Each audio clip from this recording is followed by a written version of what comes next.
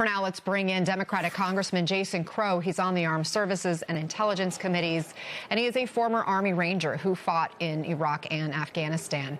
Congressman, thank you so much for taking the time. As these diplomatic channels are working, we do know that the U.S. is still sending more American troops to the region. Up to 3,000 soldiers from the 82nd Airborne Division are now set to be deployed.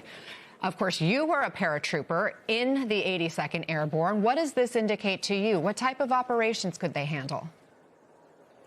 Well, Anna, I'm just thinking about my time as a young paratrooper during the invasion of Iraq and then later as an Army Ranger in Afghanistan, where we spent $5 to $8 trillion in Iraq and Afghanistan, 20 years. We spent all that time to replace the Taliban with the Taliban. And after 10 years in Iraq, we pulled out and ISIS then took over. So we have a bad history of regime change and nation building that ends up poorly, and not just ending up poorly, but thousands of American troops die, trillions of U.S. taxpayer dollars spent. And I'm looking at the chronology here of Iran. But let's take a step back and actually look at the chronology. You had a deal that was negotiated by Barack Obama that had IAEA monitoring, that had limits on nuclear program, that had civil nuclear cooperation, all of the elements that the Trump administration is pursuing now. We had that deal. Trump comes in his first administration, tears that deal up. We've been spending the last 7 years spending money, saber rattling. Now we're at war with Iran. Service members have died. We've spent tens of billions of dollars to go back to the Barack Obama deal. So what is Trump doing here? This is why Congress needs to get involved. This is why we need a strategy, and this is why we actually need a real debate on this and why authorizations from Congress are so important. Can you give us any insight into the 82nd Airborne? Yeah, this is one of the best units in the military. I started my career as a paratrooper. It's the All-American Division, a storied division.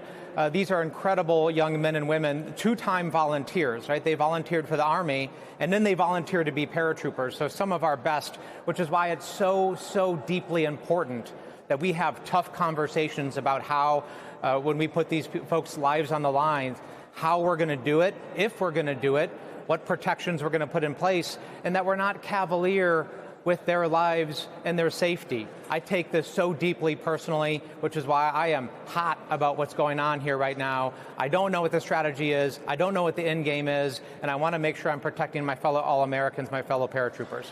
These are real lives. And CBS recently spoke to the husband of Army Sergeant Nicole Amer, one of the American soldiers who was killed in Kuwait at the start of these military strikes. Here's part of their heartbreaking conversation. What did she tell you when you were saying goodbye?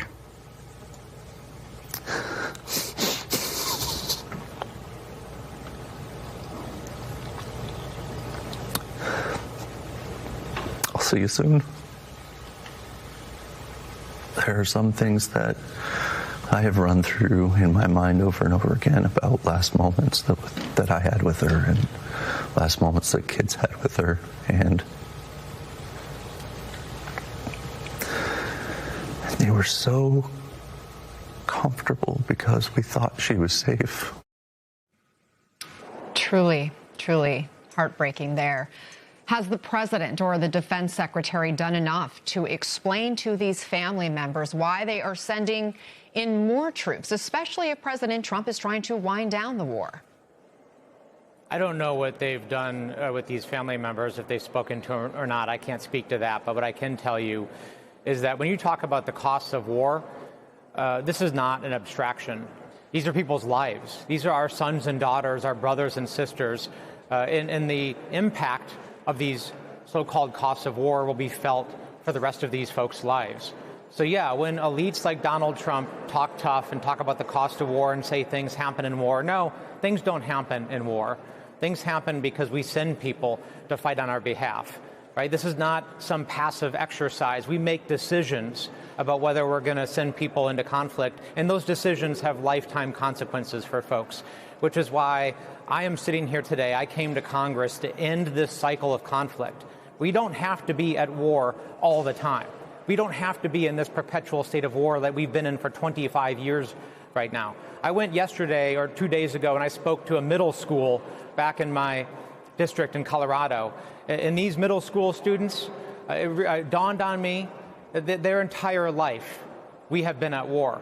That's not okay, right? And nor is that necessary, right? We have to end this. And I have no reservation whatsoever using our military to keep us safe, to keep us secure. But this has gone on for too long. It's gone too far, and we need to rein it in.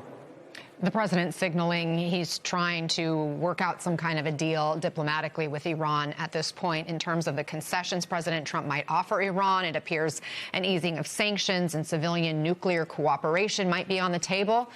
Even outside the war, though, is that enough to compel Iran to lean more toward the U.S. and maybe scale back its cooperation with other countries like Russia or China? Well, Anna, like I said at the outset, I mean, the things that you're showing on your screen right now, these are things that we had under the Obama administration. We actually had this deal before, right? And look at the unwinding of these guarantees that Donald Trump put in his first administration and now again in his second administration. So this is a travesty, the fact that we've spent tens of billions of dollars. American service members are dead. Hundreds are wounded. This is escalating, right? You don't win a war, as Donald Trump said we have already, and then have to surge thousands of paratroopers into the region, still spend $2 billion a day. $400 million a day is what Americans are paying in increased energy prices right now. This is costing us tens of billions of dollars, and now the administration is saying it's going to cost us hundreds of billions of dollars. So, no, we can talk about diplomacy, and ultimately this is how it's going to end, is with some type of deal arrangement. But we're going to be worse off in a lot of respects, right? And really importantly, we've already replaced Ayatollah Khamenei with Ayatollah Khamenei, his younger son, who is more extreme, more of a hardliner, more of a danger to America. And this is who we're now negotiating with. This is just, insane is the only way to describe it. Congressman Jason Crow, thank you for your time. We appreciate you joining us. Thank you for your service.